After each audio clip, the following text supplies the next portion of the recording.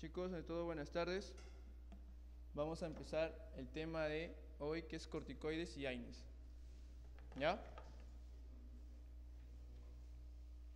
Hablando de la corteza suprarrenal, un poco de fisiología, vemos que la corteza suprarrenal va a tener tres zonas, que de afuera hacia adentro viene a ser la zona glomerular, la zona fascicular y la zona reticular. Acuérdense, pregunta de examen. Zona glomerular que te va a producir el o la. Los mineralocorticoides, o sea, la aldosterona. Y la zona fascicular y la zona reticular te van a producir los glucocorticoides. Dentro de ellos tenemos el cortisol y los andrógenos. Ya te expliqué por qué se le llama mineralocorticoides. Porque la aldosterona va a actuar en los túbulos renales, más específicamente en la porción final del túbulo distal y el túbulo colector. ¿Qué más? Influenciando sobre el metabolismo de sodio, potasio e iones hidrogeniones. Por eso se le llama mineralocorticoides. Y los glucocorticoides, porque el cortisol va a trabajar sobre el metabolismo de los hidratos de carbono. También se le llama hormona diabetogénica. Ahora, la secreción o la síntesis de estas hormonas, tanto los mineralocorticoides como el cortisol, necesita de colesterol.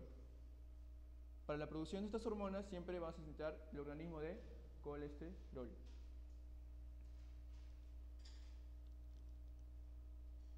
Los esteroides córticos suprarrenales. Tenemos dos tipos.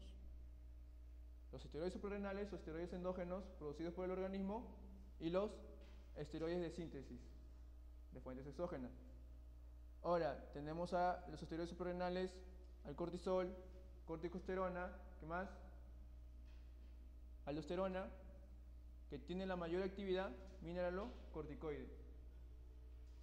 El desoxicorticosterona y la deshidroepiandrosterona. Entonces yo te voy a preguntar cuál es el cortisol endógeno de mayor actividad glucocorticoide. Es el cortisol. Y si yo te pregunto cuál es el esteroide de síntesis de mayor actividad glucocorticoide,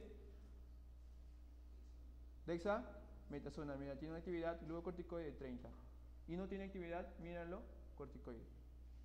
Entonces, vamos a hablar acerca un poco de las funciones que van a cumplir estas hormonas corticosteroideas.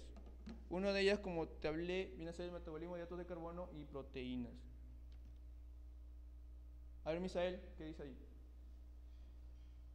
Estimulan el hígado para que forme glucosa a partir de aminoácidos y glicerol y para que almacene glucosa como glucógeno hepático.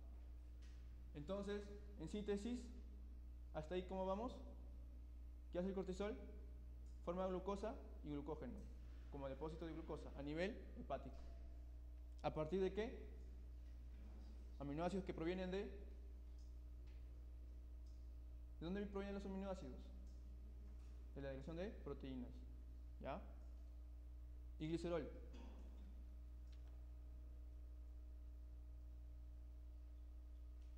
¿Qué más, Misael? En la periferia, los glucocorticoides disminuyen la utilización de glucosa, aumentan la desintegración de proteínas y activan la lipólisis, con lo que se proporcionan aminoácidos y glicerol para la gluconeogénesis. Entonces yo te pregunto, si te viene un paciente con la hormona cortisol aumentada en su concentración a nivel del plasma sanguíneo, ¿cómo estará la glucosa en el plasma? Aumentada su concentración, ¿verdad? Y los ácidos grasos aumentados. Es por eso que el cortisol que te hace lipólisis y desintegración de proteínas para que tengas aminoácidos y glicerol para la formación de glucosa. Entonces, ¿cuál es el resultado, Misael? El resultado neto consta de incremento de la glucemia. Por eso también se llama hormona diabetogénica. Hablamos del metabolismo de lípidos. ¿Qué hace el metabolismo de los lípidos? A ver, Almeida. La distribución notoria de grasa corporal que ocurre en el síndrome de Cushing, parte posterior del cuello, jiba de búfalo, la cara, facies de luna y el área supraclavicular, junto con pérdida de grasa en las extremidades.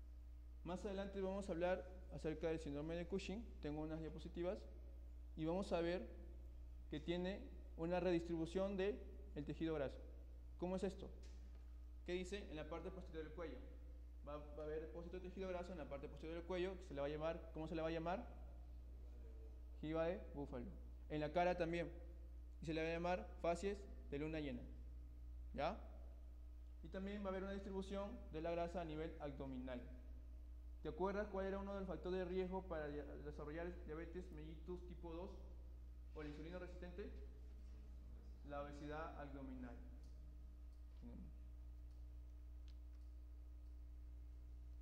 A ver, Almeida, ¿qué dice? Facilitación permisiva del efecto de hormona del crecimiento y agonistas adrenérgicos beta en la inducción de la lipólisis en adipocitos con incremento resultante de los ácidos grasos. O sea, los que tienen efecto de lipólisis es el cortisol, el hormona del crecimiento y, ¿qué más? Los adrenérgicos beta, los agonistas adrenérgicos beta tienen efecto de lipólisis, o que aumentan la concentración de ácidos grasos en el plasma sanguíneo. Pero aparte el cortisol va a aumentar la potencia de estas hormonas, tanto la hormona del crecimiento como de los agonistas adrenérgicos beta. Equilibrio de electrolitos y agua. ¿Cómo se llama esta hormona que participa en este equilibrio de electrolitos y agua? Aldosterona, un mineralocorticoide. A ver, Romy, dime, ¿qué dice la diapositiva? Aldosterona es el corticosteroide endógeno más potente en lo que se refiere al equilibrio de líquidos y electrolitos. Actúa sobre los túbulos distales y los túbulos colectores de los riñones para aumentar la reabsorción de sodio a partir del líquido tubular y la excreción urinaria tanto de potasio como de Tienes hidrogenado. hidrogeniones. Entonces, ¿qué te hace a nivel de los túbulos? Te resuelve sodio y te secreta potasio e iones hidrogeniones. Ahora, yo te hablé antes, ¿qué tipo de célula actúa la aldosterona? La célula principal de los túbulos renales. ¿Qué parte del túbulo? Porción distal del túbulo contenedor distal y el túbulo colector. Ya. Ahora, ahí dice, la aldosterona es el corticoide endógeno más potente. O sea, es un mineralocorticoide endógeno más potente. ¿Y cuál es el glucocorticoide endógeno más potente? Te mencioné que aparte de ser potente también tiene la misma actividad como mineralocorticoide. Cortisol. Tiene actividad mineralocorticoide de 1 y actividad glucocorticoide de 1. Ya. Otra pregunta, ¿y cuál es el esteroide más potente a nivel de la función glucocorticoide? Así en forma general. ¿Cuál? Dexametasona, que tiene una actividad glucocorticoide de 30. ¿Tiene o no tiene actividad mineralocorticoide? No tiene actividad mineralocorticoide. Estamos bien. Ahí tenemos las gráficas del equilibrio de electrolitos y agua. ¿Qué pasa acá? Miren, esta es la luz tubular, estas son las células principales, donde van a actuar la aldosterona, este es el líquido intersticial renal. Entonces, ¿qué hace la aldosterona? Resuelve sodio y secreta potasio. Entonces yo te pregunto aquí, hasta aquí nada más, si hay un exceso de esteroides, yo estoy dando fármacos a mi paciente y le doy un exceso de esteroides, me paso del límite, ¿qué va a pasar a nivel de los túbulos renales?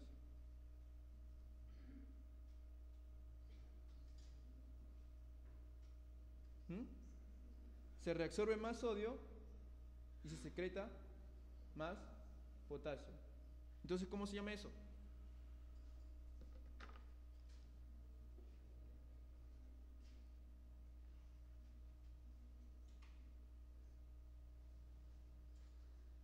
¿Cómo se llama eso?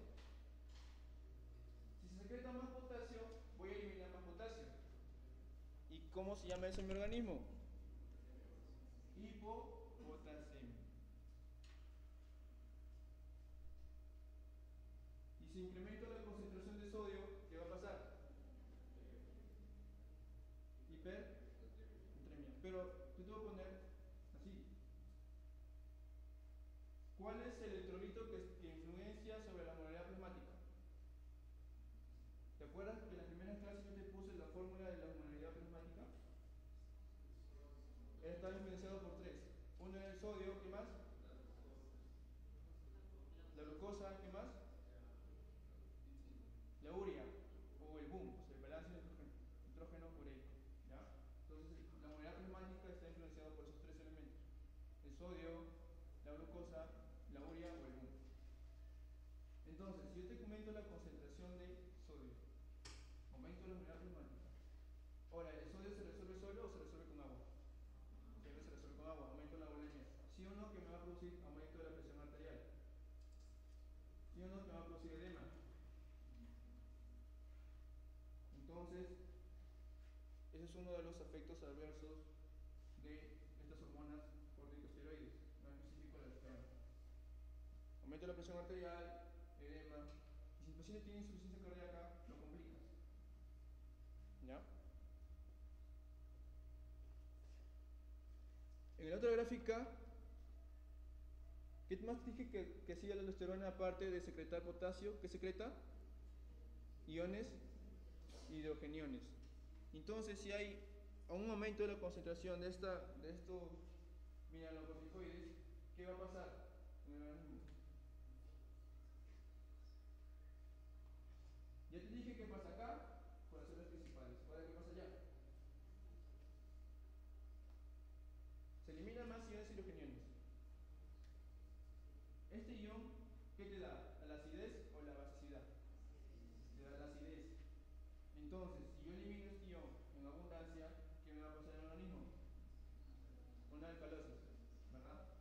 Alcalosis. Entonces ahí tengo ya una reacción adversa, alcalosis, hipopotasemia. Entonces, reacciones adversas, ¿qué te produce? Alcalosis hipopotasémica, aumento de la presión arterial, edema. Ya vamos.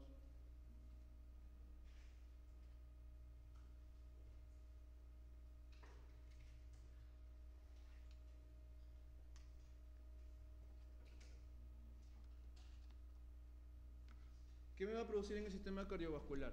A ver, Misael. Las acciones más notorias de los corticoides sobre el sistema cardiovascular dependen de cambios inducidos por mineralocorticoides y la excreción renal del sodio. La intervención resultante puede originar un grupo adverso de efectos adversos sobre el sistema cardiovascular, entre ellos aterosclerosis aumentada, hemorragia cerebral, Apoplejía. cardiopatía hipertensiva. Entonces, no tiene una influencia en sí sobre el sistema cardiovascular, sino es de manera indirecta. ¿Cómo es la manera indirecta? Sobre la excreción renal de iones de sodio, que te aumenta la presión arterial, te aumenta la volemia, y eso, si el paciente tiene una patología cardiovascular, una patología cardíaca, le vas a perjudicar, exacerba más sus síntomas.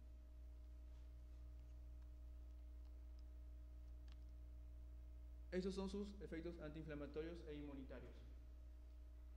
Ya hablamos de los demás efectos. Mira, ¿qué dice acá? ¿Quién lee? A ver, Marvin.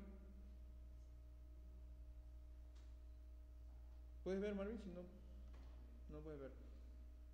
Inca.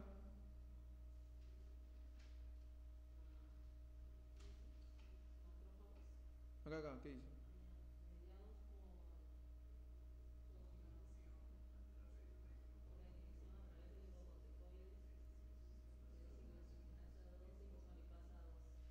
¿Te acuerdas en la gráfica de la inflamación, cuando se produce una lesión a nivel de la membrana celular, había liberación de fosfolipado de membrana y venía esta enzima? ¿Cómo se llama esta enzima?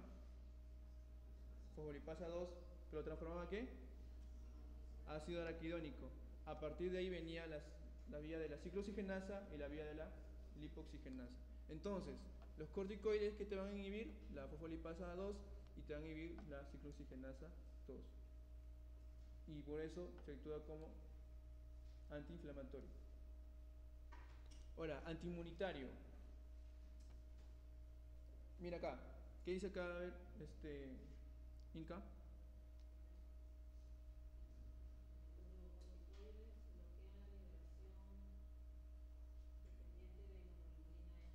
¿En qué proceso actúa la inmunoglobulina E? ¿En qué tipo de hipersensibilidad? ¿Y cuál es la enfermedad más característica de la hipersensibilidad tipo 1? ¿Cuál es? El asma, ¿sí o no? El asma. Entonces, en el asma no es que se da corticoides, sí se da. Como fármaco de rescate y como fármaco de conservador. Ahí está. ¿El por qué? Es esto.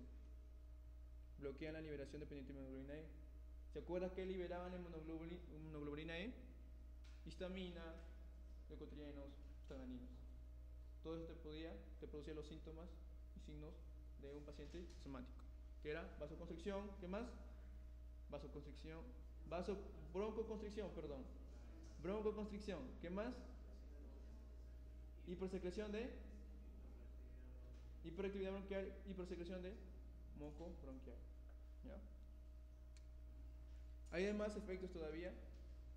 Por ejemplo, inhiben la molécula de adherencia del leucocito endotelial, que te acuerdas en que era una de las alteraciones vasculares, que aumentaba la expresión de estas moléculas de adherencia del leucocito endotelial para que el leucocito se adhiera al endotelio y así se dé la diapéresis. Pero los corticoides inhiben la formación de estas moléculas. Esa es otra. Ahora, esto es importante, muchachos. Esto me han preguntado, he visto que me han preguntado frecuentemente en los hospitales. El estrés psicológico aumenta la secreción córtico suprarrenal de ADH. ¿Ya? En todo paciente con estrés.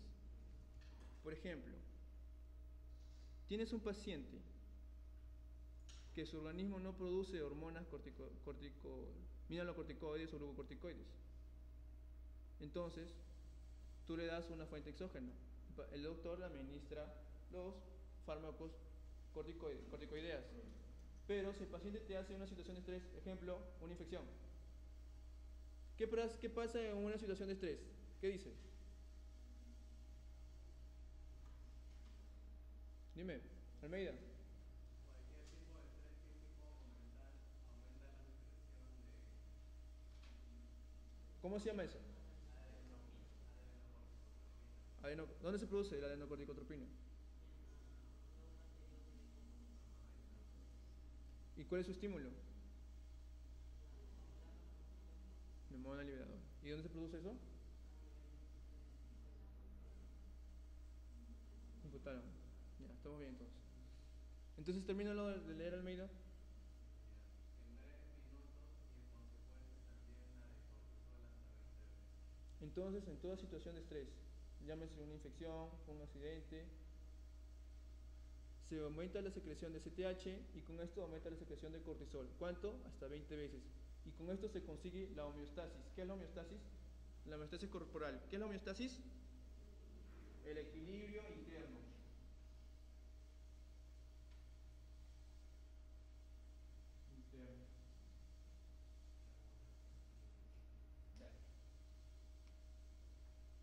Entonces, en toda situación de estrés, siempre la concentración de estas hormonas va a aumentar. Y si tú estás administrando fármacos corticoideas a un paciente y te haces una situación de estrés, también tienes que aumentarle su dosis. ¿Para qué? Para llegar a este equilibrio interno, para hacer lo que el organismo hace. Si no, ¿qué pasa? Produce signos y síntomas, que más adelante vamos a ver, de insuficiencia suprarrenal. Equivalencias. Eso también es preguntado. Tenemos, mira, el cortisol tiene una potencia antiinflamatoria de 1 y una potencia para retener sodio, o sea, una actividad mineralocorticoide de 1 a una dosis de 20 miligramos. Pero mira, la dexametasona, ¿cuánto equivale al cortisol en 20 miligramos? 0,75. Si tú a un paciente ves que le están administrando cortisol 20 miligramos y el doctor te dice a ti, cambiémoslo por otro fármaco, por la dexametasona. ¿Cuánto de dexametasona le vas a administrar? ¿20 miligramos? Entonces, ¿cuánto? 0,75. Si te hago un paciente con 40 miligramos de cortisol y te mencionan que tienes que cambiarlo a dexametasona, ¿cuánto de dexametasona le vas a dar? Eso se refiere a las equivalencias. Lo mismo pasa con la cortisona. El fármaco más preguntado es esta. La prednisona, su equivalencia en dexametasona, ¿cuánto es? 0,75. O sea, 5 miligramos de prednisona equivalen a 0,75 miligramos de dexametasona. Inclusive, ¿cuál tiene más ventaja? La dexametasona. ¿Por qué? Porque tiene una mayor actividad antiinflamatoria que la prednisona. La prednisona solamente tiene de 4, pero la dexametasona tiene de 25. Tienes una mayor actividad antiinflamatoria con menor dosis. Acuérdate siempre de esto. Tú le das a un paciente 5 miligramos, pero acá le das 0,75 miligramos, menor dosis y con mayor actividad antiinflamatoria. Esto es lo que se consigue siempre en los hospitales. Los doctores consiguen siempre esto: menor dosis y mayor actividad. Menor dosis, mayor actividad. Pero mira, ¿qué significa el S, el I y el L? ¿Quién lo puede leer? S, breve. O sea, una semivida de 8 a 12 horas. Estos solamente tienen una semivida de 8 a 12 horas. ¿Te acuerdas qué significaba una semivida biológica o tiempo de vida media? Ya, ¿qué es el tiempo de vida media? Primera clase que hicimos.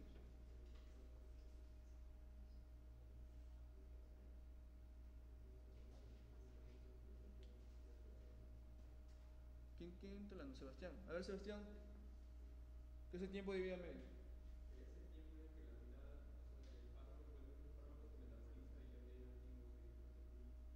Es el tiempo que pasa para que la concentración del fármaco esté reducido a su mitad, a comparación de la inicial.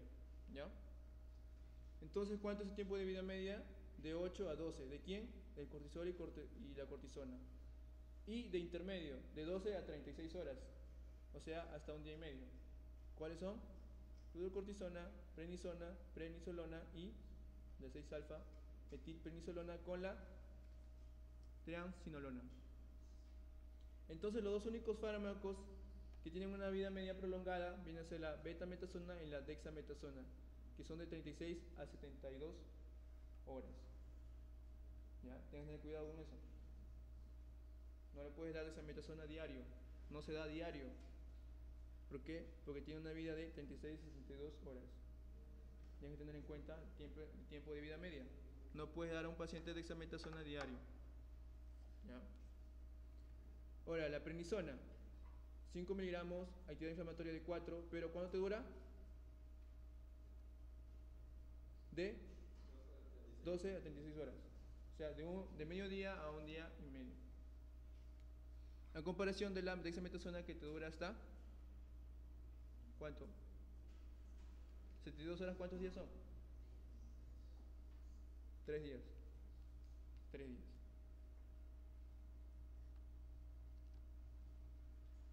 Vamos a hablar un poco de la toxicidad de esos esteroides corticos suprarrenales.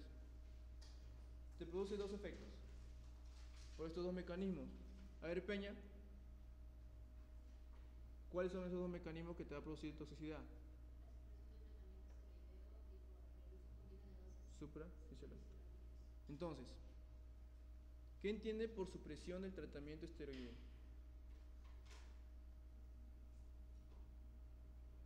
Supresión del tratamiento esteroideo. O sea, yo le estoy dando tratamiento esteroideo y de la nada le quito su tratamiento. Ahora, ¿por qué te puede producir toxicidad esto? Si no le estoy dando fármaco. ¿Se preguntan por qué? ¿Cómo?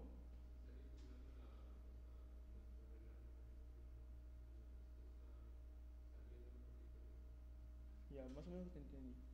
Ya. ¿Te acuerdas cuál es el eje hipotálamo, hipófisis y corteza suprarrenal?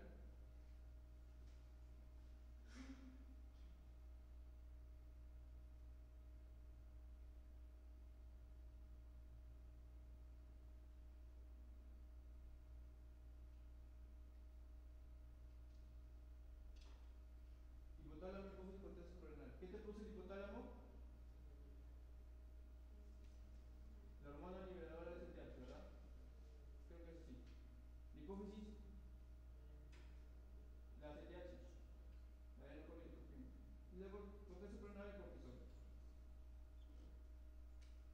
Entonces, esto va a influir para que la hipófisis secrete ACTH.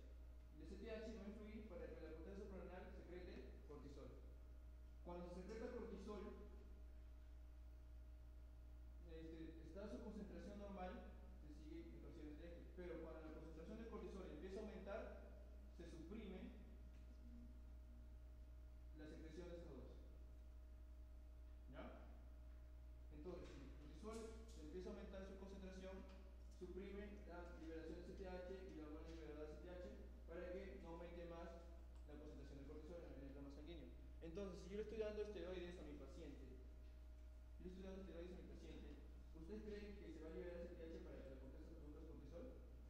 No. ¿Por qué? Porque le estoy dando una fuente exógena de hormonas esteroideas. Al yo dar una hormona esteroidea exógeno, este va a estar concentrado en mi plasma y esto va a influir sobre la CTH y la hormona liberadora de CTH para que no se secreten. Entonces, si no se secreta, ¿mi corteza suprarrenal trabaja o no trabaja? Mi corteza suprarrenal no va a trabajar porque yo estoy dando fuentes exógenas de hormonas esteroideas. Si mi corteza suprarrenal no trabaja y yo le quito a mi paciente al porrazo, así, al instante, sus fármacos esteroideas, ¿qué va a pasar? Se va a producir lo que se llama una insuficiencia suprarrenal aguda. Insuficiencia suprarrenal aguda. O sea, si yo le quito mis fármacos esteroideos de manera tajante, mi corteza suprarrenal no va a tener tiempo de actuar. Entonces, ¿qué se hace? Al quitarle el tratamiento esteroideo, se le va a quitar de a pocos. Día por día, se le va disminuyendo la dosis. Y al momento de disminuir la dosis, mis esteroides a nivel del plasma sanguíneo disminuyen su concentración y hacen que el CTH trabaje para que influya sobre la corteza suprarrenal para que produzca cortisol. Entonces, no se le quita los fármacos de manera tajante a un paciente que está llevando tratamiento con esteroides, porque te va a producir una insuficiencia suprarrenal aguda. Acuérdense siempre eso. Paciente con tratamiento con esteroides, no se le puede quitar el tratamiento al instante, sino de a pocos, poco a poco, para no producir una insuficiencia suprarrenal aguda. El otro, Peña.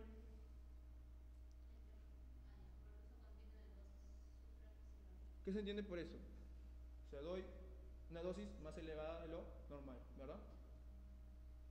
Ya. Entonces hablamos un poco de interrupción del tratamiento.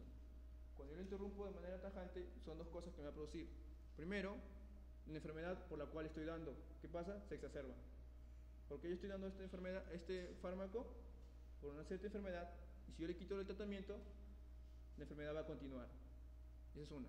Y la otra que te hablé de la insuficiencia suprarrenal aguda, que no se puede quitar los fármacos esteroideos de manera instantánea, sino de manera pausada, para no producir esto, la insuficiencia suprarrenal aguda. ¿Ya? Esto es la insuficiencia suprarrenal aguda. Si tú le quitas al paciente los fármacos esteroideos de manera instantánea, esto es lo que va a tener. Primero, lo más peligroso que te puede hacer el paciente, hipotensión. ¿Por qué hipotensión? ¿Qué tiene que ver la presión arterial con las hormonas esteroideas? Ya te lo expliqué.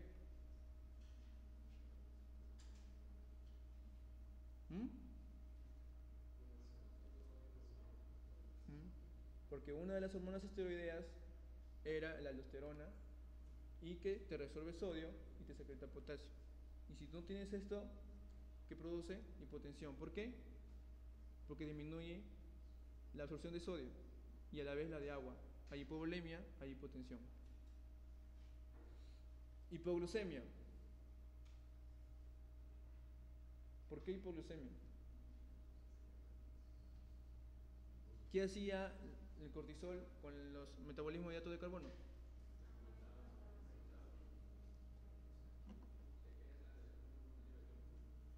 Hormona diabetogénica. ¿Por qué?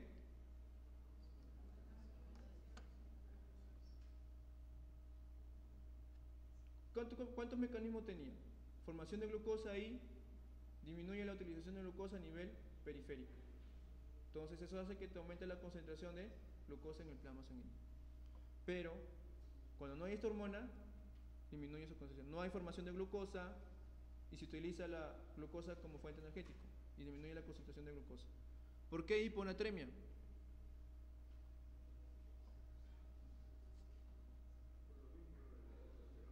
El mismo por la testosterona. Hay pérdida de peso. ¿Qué más vemos? Astenia, anorexia, pigmentación de la piel, náuseas, vómitos, dolor abdominal, ya que esto acompaña a cualquier enfermedad sistémica, ¿verdad? Entonces, siempre acuérdense de esto. Insuficiencia suprarrenal aguda. Allá, hipoglucemia, hiponatremia, hipotensión. ¿Ya? Hipoglucemia, hiponatremia, hipotensión.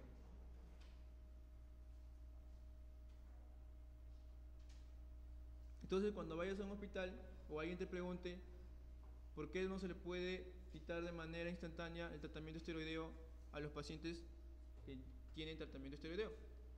¿Por qué?